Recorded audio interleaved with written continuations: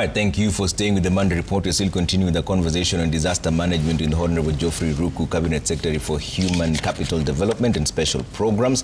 Let's bring up some of your questions online. There's a lot of questions coming through. We'll bring them up and I'll allow Waziri to answer them really quickly because there are quite a number.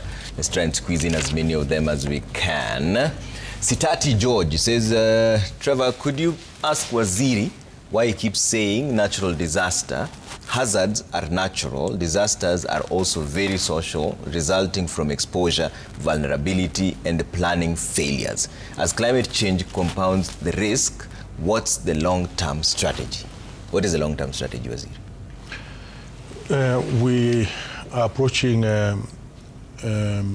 all these issues from different angles. Landslide is a natural disaster. Fire is not a natural disaster. Okay? So we must get prepared in a different way. And all these are going to affect people, are going to affect families. We have, for instance, the landslide which has affected the people of Verigao Marquette.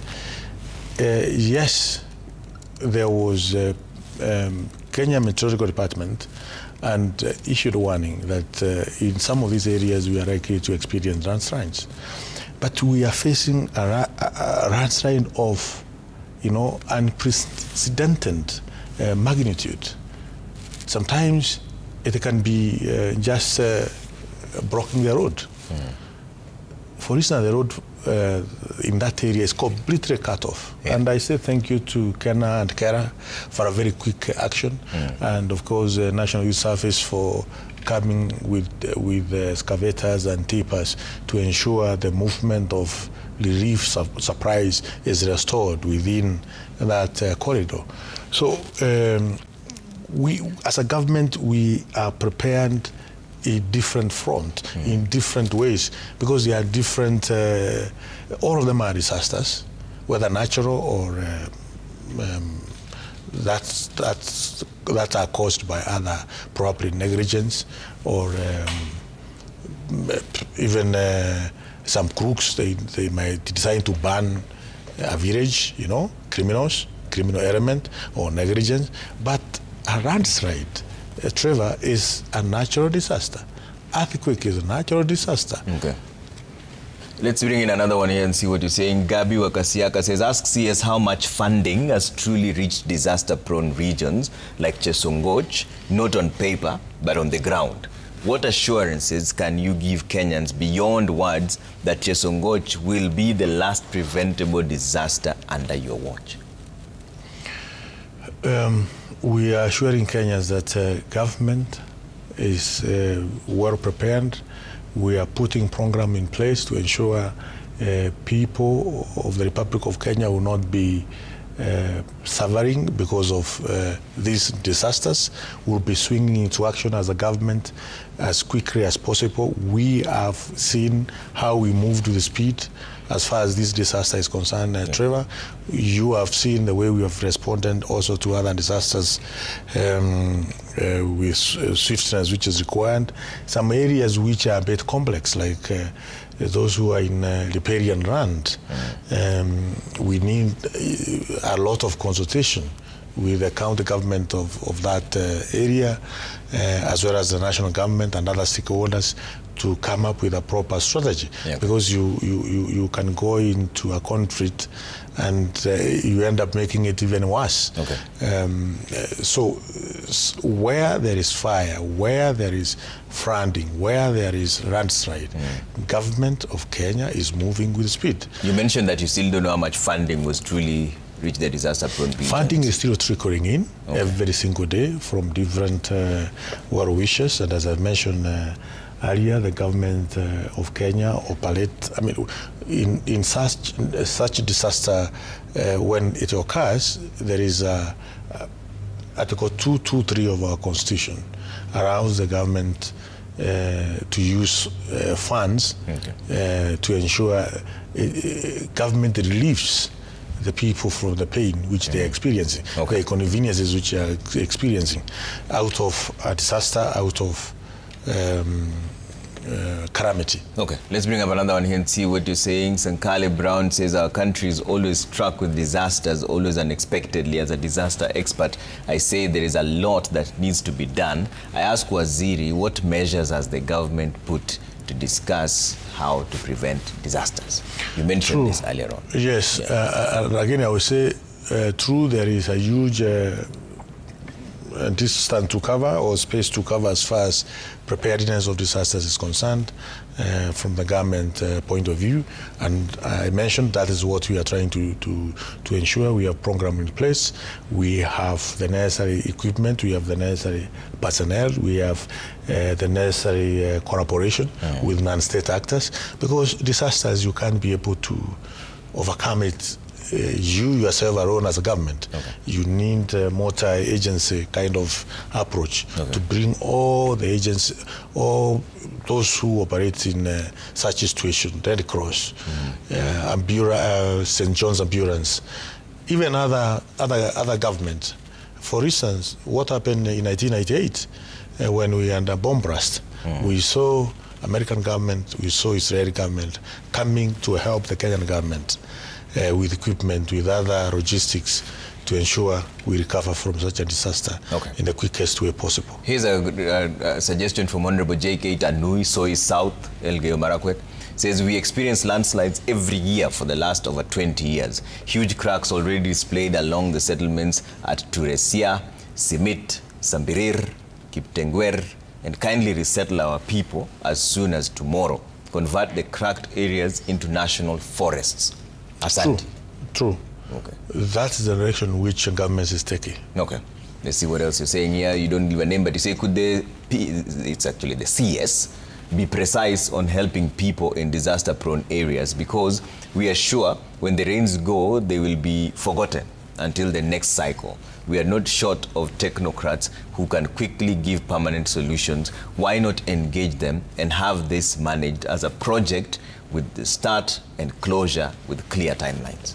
I can assure Kenyans this. This is not an operation where once the cameras are out of the scene, everything is forgotten. No. The ministry is going to ensure they are running programs throughout the year as far as disaster, operation, preparedness, rescue missions, and making communities and households resilient as far as disaster management is concerned. This is day-to-day ongoing programs. And that's why, Trevor, I'm saying, a month ago, before even this disaster happened, we and a meeting at the Kenya School of Government with all the stakeholders, a all-day meeting to discuss some of these issues and how the government of Kenya is going to approach all these issues. And this is going to be a continuous thing, bringing all these actors, non-state actors, as well as government institutions into place with the data, with scientific data, and programming how we are going to move forward in the coming months. Okelo Mwalimu says, can CS Ruku inform the country whether they've mapped out other flood-prone regions? If so, which mitigation measures have they put in place to ensure safety of might-be affected residents? Secondly, what is the government doing to mitigate drought-related risks? I think you had mentioned this, but we'll give you a chance to respond. I mentioned this. I've said there are a number of lakes which we are experiencing backflow. At the moment, we have Lake Victoria, which we are experiencing backflow, and that's why Livayara, Nzoia, and that belt, at the moment, we are experiencing flooding. So we, in Kiminini constituency, we are in discussion with the Member of Parliament there almost on a daily basis. We sent some items to help the people as a government in Trans Nzoia, in Kwanza, which is in Trans Nzoia County. We also did the same. So in Tana River County, we are doing the same. So we are in operation mode. We are moving swiftly where we know there is funding happening. Okay. And this is a continuous process. Okay. And we are not going to let any Kenyan down as far as this is concerned. Crispinas Adams says, considering that the KDF is very well resourced in terms of systems, equipment and personnel, why is it so difficult for Department of Disaster Management to be permanently transferred to the KDF? Okay, let's get another one. That's a story that we'll get you to give your view on that. We saw videos of the military aircraft seemingly struggling to take off. How reliable are the equipments which are deployed to these areas? I don't believe this is your docket, but you can comment about it if you so wish. First of all, we thank the National Police Service and the KDF for the very good job which they are doing, not only in Marakwet, but also in many other parts of the country. These are very patriotic Kenyans who are risking their lives in many places to ensure Kenyans are having the comfort which they need, are having their situation saved, and getting the relief which is needed. Yes, we have challenges everywhere. Okay, but so far so good. Regardless of the equipment which we are having as a government, but the equipment which KDF has and which has deployed in Marakwet, the equipment which National Police Service has deployed in Marakwet have been of great use to the people of Marakwet in this operation. Without National Police and KDF, the suffering would have been much more, and probably we have lost more people than what we have experienced so far. There are two more issues that I'd like to hear comments on, but let's hear what Kei Gashimi says here. Ask CS Ruku why he's still silent on the fire issue that affected 20 families in Embu town in Manyata constituency. He hasn't said anything, yet he's flying past that area to the campaign in Bere North constituency. Yes, I'm going there this week to ensure the people of Manyata, who have been affected by fire, are taken care of by government. Already we have organized all the items which are required, and they will be receiving those items within the course of the week, and all the necessary support from the government. Speaking of Bere North, you're the former immediate member of Parliament of Bere North, and it's actually your appointment as a CS that necessitated the by-election. What is your level of interest in the Bere North by-election? I'm very interested. Okay. I'm very interested in the by-election. Because the people of Bere North and the people of the entire of that area, we know what we need. Have you been engaged in the campaign? Yes. You're not supposed to as a cabinet secretary. It's illegal, actually. It's not illegal. As a cabinet secretary, you're not supposed to engage in local politics. It's not illegal. Why are you doing this? It's not illegal to engage in politics as a cabinet secretary. There's actually a court case even as we speak. Yeah, there's a court case, but the law allows cabinet secretaries and CEC to involve themselves in politics. If you read Section 25 of Conflict of Interest Act 2025 on political neutrality, you'll see the cabinet secretary and CECs in the county government are around by law to get involved in campaigns, in politics. What is your reading of the situation on the ground? The race is largely seen as a two-horse race. Is that how you see it? The people in Bere North have already made the decision. We wish that the voting can be this week so that we can finish, because already we have made the decision that the candidate who we are going to vote as the next member of parliament is Rio Wamolende, who is a UDA candidate. Because we don't want rhetoric, we don't want empty words, we don't want people who are coming to abuse others in the constituency or within the region. We don't want those who are coming in the narrative of that Kenya is a country of shares and balkanizing this country into tribes and region and name calling of of leaders. So we have made a decision as a people, as a community, that the person who is going to be the next member of parliament from Mbeere North, and I want to thank the people of Mbeere North, because they have been very, very much united, very, very united. Yeah. And I urge them, their unity is critical for these 2.5 weeks which are remaining. Let's ensure we are in government. That is where we can get the much needed project, transformative project for our community. We need electricity, we need water, yeah. We need our roads are tarmac. Even if you are rich, a billionaire, no individual can be able to implement those projects. Those projects can only be implemented by the government of the day. Many governments have been there, yeah. But they have never been, they have never transformed the community yeah. of Mbeere. They have never transformed actually the entire belt of Mount Kenya East. So it is the time where we have a president who is listening to the people yeah. of that area. We had Moi Kibaki, we had Uhuru Kenyatta, we had Moi, we had Njomo. Yeah.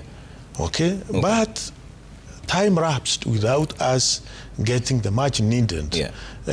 Transformative project which can transform the life and livelihood of the people yeah. of that area. Waziri, this is an active case, so I don't want to get into the merits or the demerits of it, but what do you say about Chapter 6 of the Constitution that clearly emphasizes integrity and professionalism in the public service, requiring appointed officers to maintain political neutrality? The Public Officer Ethics Act reinforces this by requiring public officers not to engage in political activity. I'll answer you by asking you, Trevor, to open Conflict of Interest Act. No, my question is on Chapter 6 of the Constitution, which is a requirement for political neutrality. When a law is passed in Parliament, Trevor, the law goes through a lot of legislative process to ensure it is not in conflict with any article of the Constitution. For the Conflict of Interest Act to have passed all the legislative processes or stages in Parliament, it must have been checked again and again. It is not in conflict with any article of the Constitution. Because if an act of Parliament is in conflict with any article of our Constitution, that act of Parliament is null and void. Conflict of Interest Act 2025, it is not null and void. It is in place, you know. So I can only direct you to read Section 25 yeah. of Conflict of Interest Act 2025, which talks about political neutrality, yeah. and it clearly states cabinet secretaries and CECs are around to engage themselves in politics. They can be agents of a political candidate. Yeah. We can champion ideologies of a certain political party. We can oppose ideologies or policies of a certain political party. We can support publicly a candidate of your choice as a cabinet secretary. Okay. Read Section 25. Ignoring Section 25. Chapter 6, Section 77. It is not ignoring. Okay. It is not ignoring because this is an act of Parliament which have gone through public participation. Okay. We're running out. And by the way, yeah. it went through serious public participation. Okay. The conflict of interest, both at the National Assembly and the Senate. Okay, we will see the interpretation of the court and yeah. that. But as we wind up on this conversation, there was a time, yours is a big ministry, of course. There's also yes. public service in it. There was a time you were lamenting ghost workers. What have you found out? Do you have ghost workers in the public service, and how much are they costing the government? We asked for audit of what we call human resource information system. And the audit has diffused quite a number of issues. One of them is there are public servants who are paying twice. Public servants paid twice? Twice or thrice. They are up to 3 times. What is the highest number you've seen? No. Let's talk about twice. Okay. The public servants who are not exempted from paying of taxes, but they are not paying taxes. Okay. You know, there is tax exemption for PWDs. But let's go step by step. So paid twice under different names or the same name? Same name. Same account? Yes, same account. Twice the amount they're supposed to earn, or paid twice? What do you mean paid twice? You get your salary twice in a month. Okay. It may be a system failure. It may be deliberate. That's why the investigations are going on at the moment. Okay. That's why I asked the EACC to come in place and do a thorough investigation of what has been happening.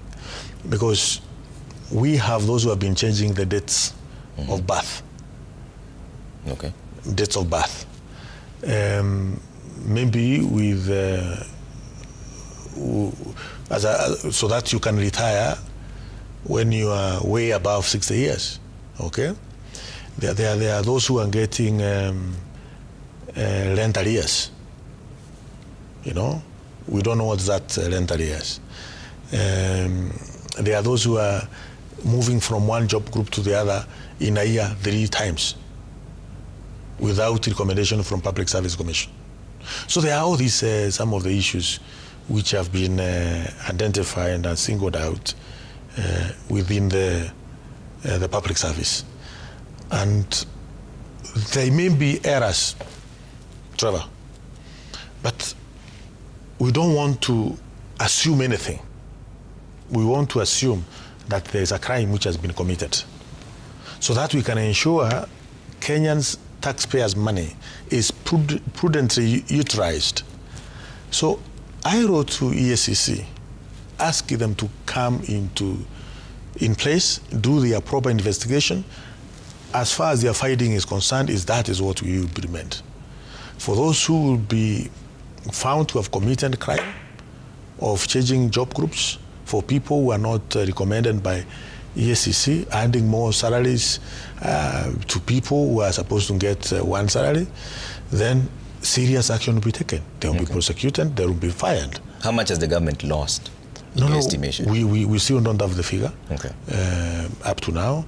The figures which we have is estimation, and what is the estimation? We will not want to tell Kenyans without proper figures. So we are asking to give us a little bit of maybe another 4 weeks or so for the EACC to finish their job, and we will be moving to the next action. But at the same time, we have worked on a system, a platform, which is going to get rid of all this.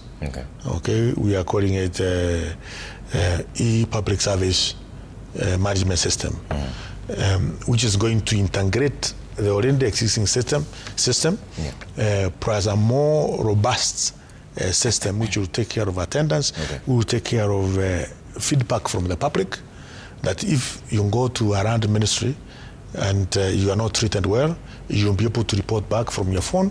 I was at this place in Kajiado trying to do a transaction. I was asked to pay 5,000 by so and so. You report immediately from a platform which will be accessible for public and also to the public servant.